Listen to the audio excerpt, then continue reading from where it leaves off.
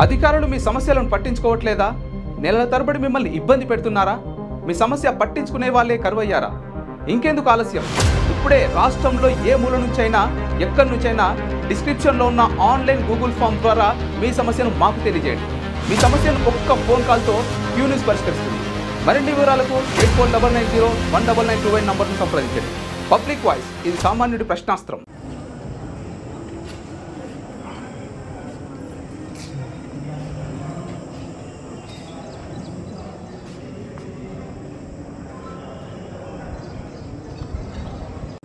ఈ గవర్నమెంట్ హాస్టల్లో బీసీ హాస్టల్లో ఉండి విద్యార్థులు మంచి ఫలితాలు సాధించడం జరిగిందని, ఈ ఫలితాలను చూసి వేరే విద్యార్థులు కూడా ఒక మంచి ప్రోత్సాహకరంగా ఉంటుంది. ఎందుకంటే మా హాస్టల్స్లో ఈ గవర్నమెంట్ హాస్టల్లో చదివిన పిల్లలు మళ్ళీ కార్పొరేట్ కాలేజీలో చదివిన పిల్లలకి భేదాలు లేకుండా వాళ్ళకి నీటుగా వాళ్ళకంటే ఎక్కువ మార్కులు సాధించడం జరిగింది. ఈ విధంగా పేద విద్యార్థులకి గవర్నమెంట్ కల్పించినటువంటి అన్ని వసతులు సద్వినియోగం చేసుకుంటూ మంచి విద్యార్థులు మంచి క్రమశిక్షణతో మా హాస్టల్స్లో అన్ని మంచి క్రమశిక్షణ మంచి విద్యా బోధన జరగడం జరుగుతుంది. రెసిడెన్షియల్ స్కూల్లో కానీ మా నార్మల్ హాస్టల్స్లో కానీ మా హై స్కూల్ హాస్టల్లో పిల్లలు కూడా 10th క్లాస్లో కూడా మంచి మార్కులు సాధించడం జరిగింది.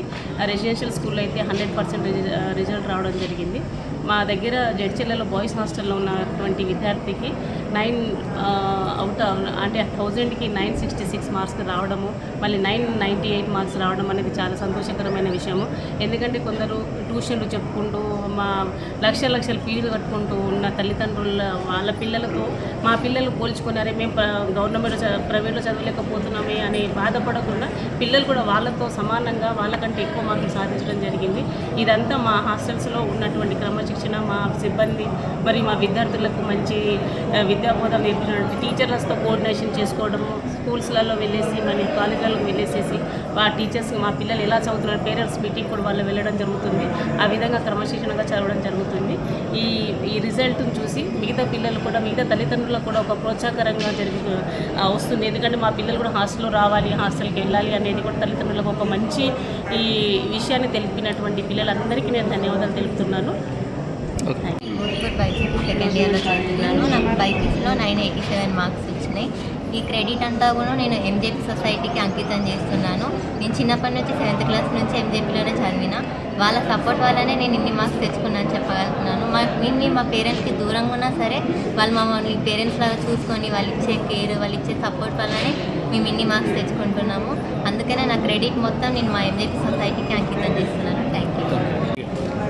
నా పేరు కే శ్రీయారెడ్డి. నేను ఎంజేపీ భూత్పూర్ రెసిడెన్షియల్ హాస్టల్లో చదువుకున్నాను. నాకు ఎస్ఎస్సిలో 579 మార్క్స్ వచ్చాయి. ఈ మార్క్స్ ఇవన్నీ రావడానికి కారణం మా టీచర్స్ మమ్మల్ని బాగా సపోర్ట్ చేశారు. ఇంకా గవర్నమెంట్ కూడా మా కోసం ఈసారి చాలా ఫెసిలిటీస్ని పెంచారు. ఇంకా ఇవన్నీ చేయడం వల్లనే మాకు గుడ్ స్కోర్ అనేది రాగలిగింది. నా పేరు మహాలక్ష్మి. నేను ఇంటర్ సెకండ్ ఇయర్ బీసీ హాస్టల్లో గవర్నమెంట్ కాలేజీలో చదువుతున్నాను. బీసీ హాస్టల్లో ఉంటాను.